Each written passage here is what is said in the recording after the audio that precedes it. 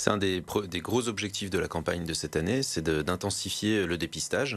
Il y a un mieux cette année avec une augmentation du nombre de dépistages réalisés grâce à des nouveaux dispositifs de dépistage gratuit, mais le nombre reste toujours insuffisant et il y a encore trop de personnes qui ne connaissent pas leur statut sérologique et donc il faut vraiment intensifier le dépistage sur la région. J'ai envie de dire, mais comment vous le savez que c'est insuffisant? Comment vous savez qu'il y a beaucoup de monde qui vivent sans, puisque eux-mêmes ne le savent pas, qui vivent sans savoir qu'ils sont séropositifs? Alors c'est une question compliquée, mais on arrive avec des outils mathématiques en estimant le nombre de personnes selon leur ancienneté de l'infection.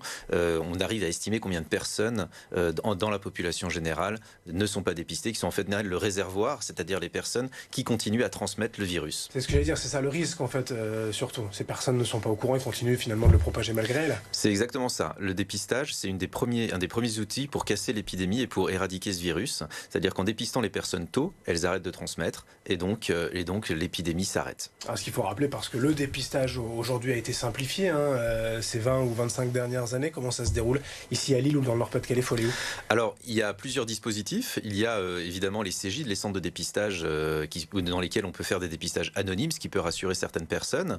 Il y a également les médecins traitants, les associations, les associations qui font des dépistages au plus près des personnes les plus à risque ou des populations les plus défavorisées. Et puis, il y a maintenant un nouveau dispositif qui s'appelle VIH Test ou Labo sans ordo, où vous pouvez aller dans n'importe quel laboratoire de ville sans ordonnance et on peut vous faire un test du VIH, mais également des autres infections sexuellement transmissibles. C'est assez rapide? Assez rapide.